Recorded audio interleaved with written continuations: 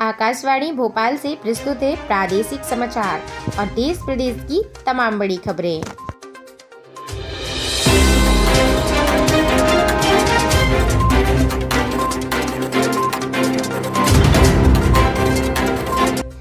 नमस्कार, समाचारों के साथ मैं रजनी आप सभी का बहुत बहुत स्वागत करती हूँ। बात करते हैं आज की मुख्य हेडलाइंस की। पहली मुख्य हेडलाइंस, भोपाल में आज की इवेंट्स। आज किन किन इवेंट्स पर रहेगी खास नज़र। जनजातीय संग्रहालय में भील जनजातीय नृत्य का आयोजन किया जाएगा और 6 घंटे बिजली कटौती रहेगी। इसके साथ ही मॉर्निंग न्यूज़ ब्रीफ में राहुल गांधी ने आपातकाल को बड़ी गलती बताया। कोरोना के बीच देश में बढ़े 40 अरबपति और बीजेपी का चुनावी खेल बिगाड़ने से किसान हुए परेशान। दोस्तों, संपूर्ण जानकारी आपको विस्तारित तौर पर बताई जाएगी। साथ ही आपको बताई जाएगी कि आज किन किन इवेंट्स पर रहेगी खास नज़र और साथ ही शेयर मार्केट बाजार आज क्या कह रहा है देश दुनिया में। आपको बता दें कि राहुल बोले आपातकाल गलत था, लेकिन तब हालात अलग थे। साथ ही कोरोना के दौर में देश को 40 नए अरबपति मिले हैं और वहीं स्पेक्ट्रम पर जियो ने सबसे ज़्यादा 57,123 करोड़ रुपए खर्च किए। और वहीं गुजरात में भाजपा जीती, कांग्रेस की हुई करारी हार। बंगाल में योगी की कड़ी चेतावनी और साथ ही हरियाणा में प्राइवेट सेक्टर में रिजर्वेशन हुआ लागू। इसके साथ ही मध्य प्रदेश के बजट में पिछले सिंधिया के मंत्री और साथ ही चुनावी राज्यों में बीजेपी का खेल बिगाड़ने किसान पहुंचे। यूपी में बेटी से छेड़छाड़ के लिए पिता की हुई हत्या और मुस्कुराते चेहरे के पीछे सुसाइड केस में हुआ खुलासा। हरिद्वार कुंभ में इस बार क्या क्या होगा और किस तरह से मेला लगने वाला है, संपूर्ण जानकारी आपको विस्तारित तौर पर हम बताएंगे। और इस बार फिर से सस्ता हो सकता है पेट्रोल और डीजल। और सुर्खियों में आज क्या क्या रहने वाला है, संपूर्ण जानकारी आपको विस्तारित तौर पर बताई जाएगी। साथ ही आपको बता दें कि 8 मार्च से 16 मार्च तक चलेगा दिल्ली का बजट सत्र। स्वास्थ्य, शिक्षा, सार्वजनिक परिवहन पर फोकस रहने की उम्मीद बताई जा रही है। महंगाई के खिलाफ कांग्रेस का भाजपा मुख्यालय पर हुआ प्रदर्शन। अब फास्टैग से गाड़ियों में भरवा सकेंगे पेट्रोल और डीजल, सीएनजी ने किया बड़ा ऐलान। इसी के साथ कोरोना वैक्सीनेशन का सेकंड फेज शुरू हो चुका है और पहले दिन 60 साल से ऊपर के लोगों को 1.28 लाख लोगों ने लगवाया कोरोना का पहला टीका। राज्यसभा टीवी और लोकसभा टीवी पर हुआ मर्जर। आप सभी को बता दें, अब सांसद टीवी पर दिखेगी कार्यवाही और रवि कपूर बने सीईओ। किसान आंदोलन को लेकर बड़ा अपडेट। किसान 6 मार्च को करेंगे चक्का जाम और 8 मार्च को महिलाओं के साथ में होगा आंदोलन का कमान। दुनिया भर में अब तक कोरोना से 25.38 लाख लोगों की हुई मौत और अमेरिका रहा टॉप पर। और वहीं गुलाम नबी आज़ाद बोलकर मची रार। मोदी की तारीफ से आग बबूला हुए कांग्रेस ने फूंदा पुतला। अब समाचार विस्तार से। आप सभी को बता दें, भोपाल में आज के इवेंट्स। आज जनजातीय संग्रहालय में भील जनजातीय नृत्य का आयोजन किया जाएगा सुबह 11 बजे से और साथ ही हस्तशिल्प पर आधारित गांधी शिल्प बाजार में गौहर महल में भी दोपहर 1 बजे से इसका आयोजन किया जाएगा। और साथ ही सलाका भील चित्र प्रदर्शनी भी की जाएगी जो कि सुबह 11 बजे से जनजातीय संग्रहालय के तौर पर होगी। इसके साथ ही बिजली कटौती की बात किया जाए, बिजली कटौती सुबह 9 बजे से 3 बजे तक रहेगी।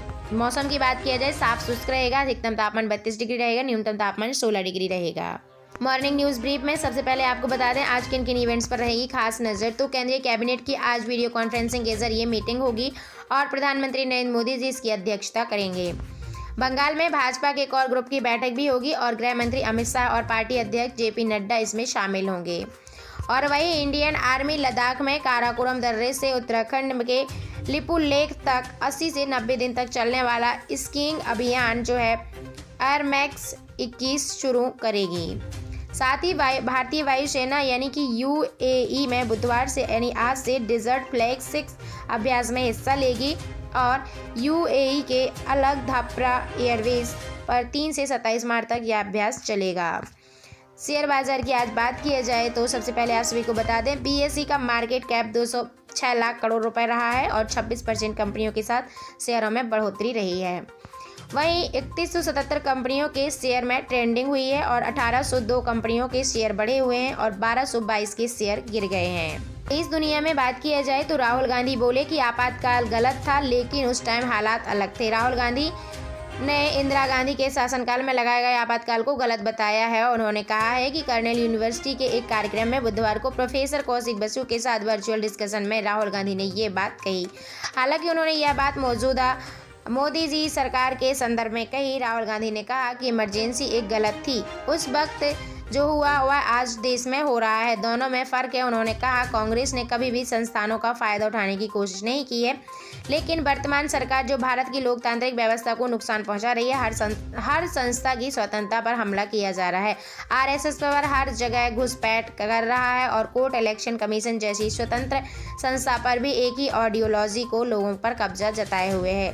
और वहीं कोरोना के दौर में देश को 40 नए अरबपति मिले। आप सभी को बता दें कि कोरोना के बावजूद अरबपतियों के लिए बीता साल अच्छा साबित हुआ है। देश में अरबपतियों की संख्या एक साल में 137 से बढ़कर 177 हो गई है, मतलब सीधा 40 अरबपति मिले हैं, यानी एक साल में देशों को 140 अरबपति बढ़ गए हैं। और साथ ही आपको बता दें देश के सबसे अमीर उद्योग रिलायंस इंडस्ट्रीज के चेयरमैन मुकेश अंबानी जी हैं, जो रिच लिस्ट में 9वें पायदान पर बढ़कर 8वें नंबर पर आ गए हैं और एक साल में उनकी संपत्ति 24% बढ़ी, यानी कि जब वो पहले 9वें नंबर पे थे, अब वो 8वें नंबर पर आ गए हैं। और अडानी ग्रुप के चेयरमैन गौतम अडानी की संपत्ति भी लगभग 2 गुना इजाफा इसमें भी हुआ है। उनकी संपत्ति पहले 17 अरब डॉलर से बढ़कर 32 अरब डॉलर यानी 2.34 लाख करोड़ रुपए हो गई है। वे 20वें पायदान की छलांग के लगाकर दुनिया के 48वें सबसे अमीर व्यक्ति बन गए हैं। यहाँ पर दुनिया की ही बात की जा रही है।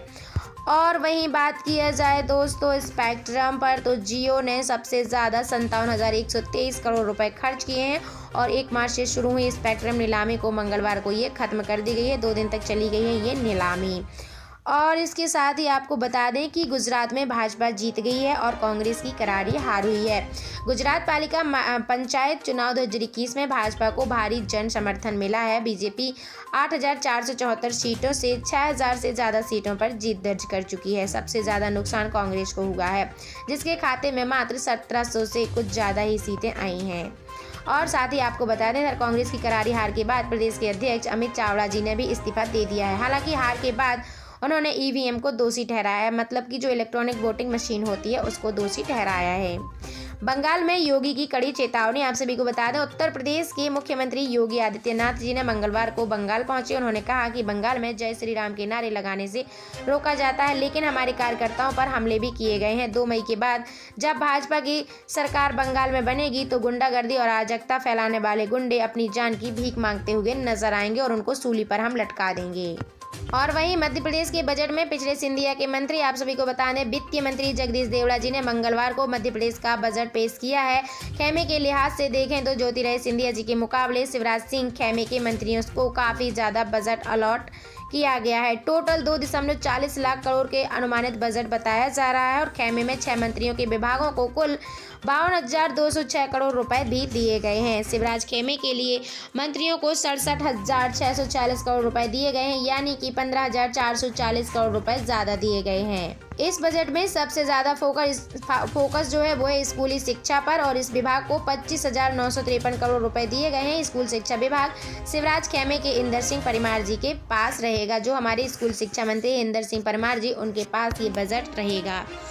इसके साथ ही चुनावी राज्यों में बीजेपी का खेल बिगाड़ने पहुंचे किसान नए कृषि कानूनों के खिलाफ 3 महीने से ज्यादा वक्त से आंदोलन कर रहे किसान संगठनों ने अब चुनावी राज्यों में बीजेपी का खेल बिगाड़ने का फैसला लिया है। संयुक्त किसान मोर्चा ने मंगलवार को सिंधु बॉर्डर पर प्रेस कॉन्फ्रेंसिंग कर बताया है कि अब किसान नेताओं ने राज्यों में भेजेंगे और वहां पर किसान आंदोलन करेंगे। साथ ही किसान आंदोलन ने कहा है कि 100 दिन पूरे होने पर किसान 6 मार्च को कुंडली मानेसर पलवल एक्सप्रेसवे को भी जाम करेंगे और 8 मार्च को महिला दिवस पर महिला प्रदर्शनकारी सीमाओं सहित दूसरी जगहों पर भी प्रदर्शन नेतृत्व करेंगी। और वहीं उत्तर प्रदेश में बेटी से छेड़छाड़ के बाद पिता की हत्या की गई। आप सभी को बता दें कि उत्तर प्रदेश में हाथरस के नौजरपुर गांव में बेटी से छेड़छाड़ की शिकायत करने पर पिता की सोमवार शाम को गोली मारकर हत्या कर दी गई है। बताया जा रहा है कि आरोपी छेड़छाड़ का केस वापस लेने के लिए पीड़ित परिवार पर दबाव बना रहा था। और वहीं मृतक के परिजन अंतिम संस्कार भी नहीं कर रहे थे, लेकिन पुलिस की समझाइश के बाद वे मान गए और पिता की अर्थी को बेटी ने भी कंधा दिया। यह देखकर वहां मौजूद हर व्यक्ति की आंख नम हो गई।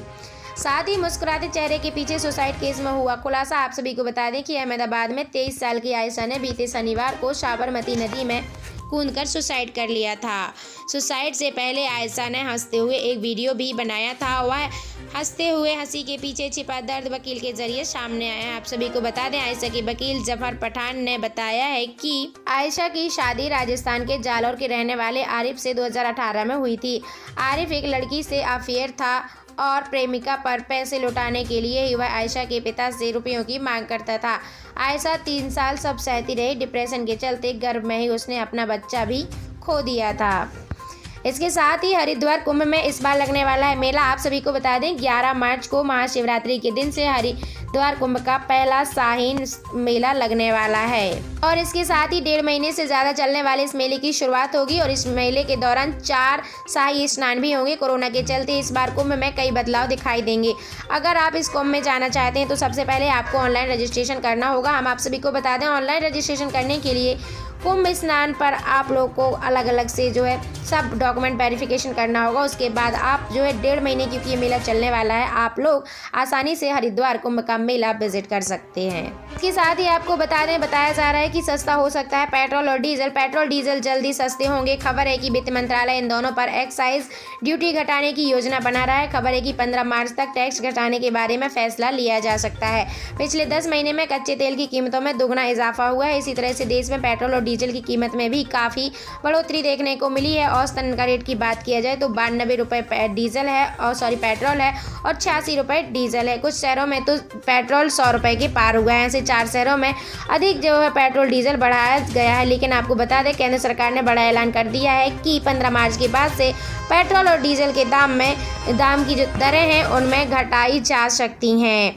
साथ ही सुर्खियों में आज क्या क्या रहने वाला है आप सभी को बता दें तो देश में सोमवार को 60 साल से ज़्यादा उम्र के गंभीर बीमारियों से जूझ रहे 45 से 59 वर्ष वाले लोगों को वैक्सीनेशन शुरू हुआ। पहले दिन ही 25 लाख लोगों ने रजिस्ट्रेशन कराया।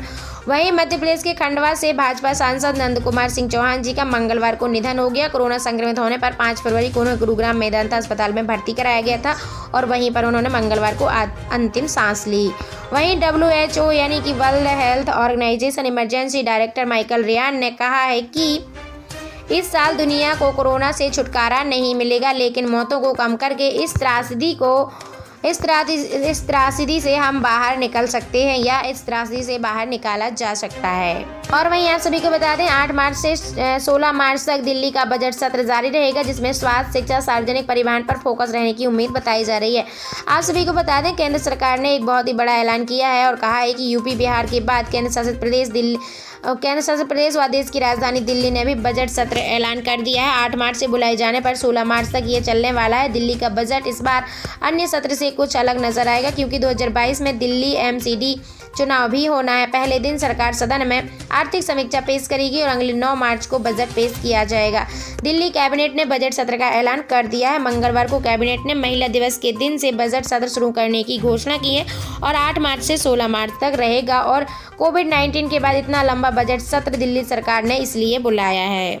इसी के साथ आपको बता दें कि राज्यसभा टीवी और लोकसभा टीवी का हुआ मर्जन अब सांसद टीवी पर देखेगी कार्यवाही। रवि कपूर बने CEO। राज्यसभा और लोकसभा टीवी का अब अलग अलग अस्तित्व नहीं रहेगा। समाचार एजेंसी ने बताया है कि राज्यसभा और लोकसभा टीवी को मर्ज करके सांसद टीवी कर दिया गया है। इसका मतलब है कि अब दोनों सदनों की कार्यवाही संसद टीवी पर देखी जा सकेगी। जो सांसद टीवी सीरियल चैनल आता है ना, उस पर आप देख सकते हैं। बताया जा रहा है कि दोनों टीवी के मर्जर और संसद टीवी नाम को लेकर राज्यसभा सचिवालय कार्यालय की ओर से सर्कुलर भी जारी हो गया है और इसके लिए रवि कपूर को भी CEO बनाया गया है। रिटायर IAS अधिकारी रवि कपूर को अगले आदेश तक 1 साल के लिए सांसद टीवी का चीफ एग्जीक्यूटिव ऑफिसर यानी CEO बनाया गया है और यह योजना 2019 में प्रसार भारती के CEO सूर्य प्रकाश की अध्यक्षता में प्रस्तावित की गई थी और अब इस योजना के लिए इसको लागू भी कर दिया है। और दोस्तों, ऐसी तमाम बड़ी खबरों को पाने के लिए, मध्य प्रदेश या प्रदेश की हर एक न्यूज़ अपने तक सबसे पहले पाने के लिए आप हमारे इस चैनल पर एक बार विजिट करें। इस चैनल को सब्सक्राइब करें, ज़्यादा से ज़्यादा लोगों में शेयर करें।